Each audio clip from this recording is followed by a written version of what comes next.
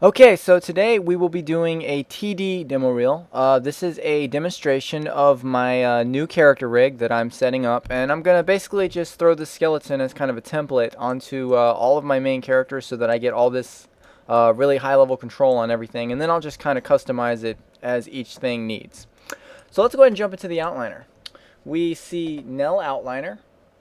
We have ToonLight group where we're going to have all of our tune information and our tune shaders. We have our master control, which is going to scale, rotate, and translate globally. Our rig group, control objects group, the geometry group, and then we have extra curves, which is basically all the little miscellaneous curves that I use to make my control objects. Then we have Nell body and Nell face for animation character sets. So everything is nice and clean, and as soon as I import this in, it's going to have multiple characters. Each one's going to have their own outliner system, so my outliner is going to be nice and clean. Okay, so let's jump in and take a look at the rig. When we hit 6, we have now texture mode is activated, and we see that this character is called Nalil to Odishfunks, and she is from the anime Bleach. Now, if we go to the master control here, we're going to get global scaling. We're going to get global rotation, and we're going to get global translation, which basically means that the entire rig is going to be able to be positioned in the scene at whatever size and position or point that I need it to. So when I'm first setting up my initial poses, that's really nice to have that. And then what I like to do is I take this master, I put it in its own visibility layer, and then I reference that layer so that I can't select it accidentally while going for the feet. I also do that for the floor usually. Now, as I lift it up, we have standard IK functionality, and although this looks like a standard joint chain, 3-joint chain, it's actually a little more complicated, called the reverse foot. So in addition to being able to act like standard IK with center of gravity and all that, when we select this, notice that we have the ability to affect the heels. We also have the ability to affect the ball, and we also affect the toe. So we have 3 main axis points that we're going to be able to affect on those axes, which is really nice for animation's sake. Now also notice that the pole vectors, which control the knees, are not necessarily following where this is going. I really want this usually, but there are a few cases where I'm going to want the pole vectors to be parented. So what I want to do at that point is I can turn on the PV lock control, which is going to activate a parented set of these. But notice what happens when I rotate this down. Well, they go below the field, and it becomes really complicated when there's an actual floor there. So sometimes I don't want that. So I can turn this off, and now I can affect the knees despite the fact that they're rotated without that rotational information being off. So that's kind of a nice little additional thing that I added onto it, and it just adds a little bit of functionality to my pole vector control and my animation workflow. Now the next thing we're going to focus on are the skirt and the hips.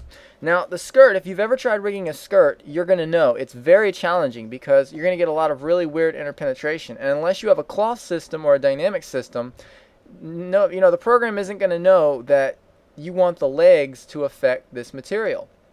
In addition to that, we notice that the torso and the skirt are 2 separate pieces. So when I rotate these hips, in order for not to get interpenetration, this and this has to be weighted at 100% value along this seam. So what that's going to cause is some really weird deformations as I come to bring it up. But look how easily I can just bring that over, get that nice naturalistic hip sway, and then I can just pop this on over with this very dynamic skirt system that is completely FK with rotation and translation, and this is going to fix it. And there, it's fixed. That quick, bang, done. So you can quickly see how very easily, if we show polygons, show NURBS curves, we can show the joints. We want the NURBS curves. Let's go ahead and zero out the translation and rotation. We can very quickly and easily just kind of adjust what we're looking for there. Okay, so let's show the polygons. The next thing we're going to move on to is the boob control. So basically, like it says, it's going to affect the secondary motion of her chest here. So we have the ability to once again translate and rotate. We can control each one individually.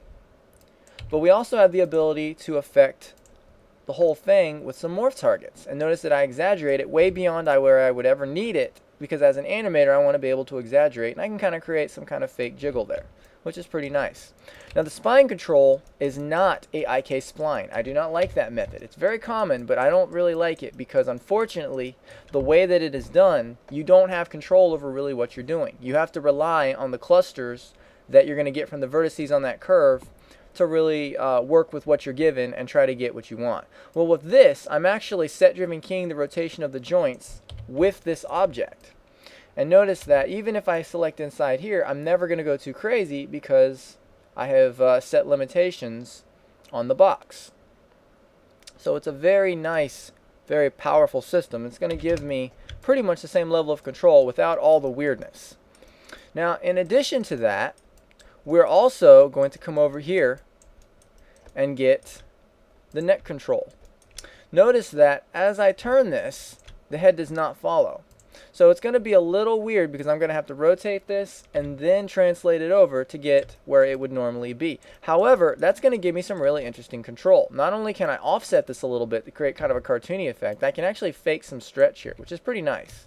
So that's going to give me just a little bit of extra control, a little more work, but quite a bit more control when I'm actually deciding what effect I want to create. So let's go ahead and turn the joints off so that we can see basic rotational information.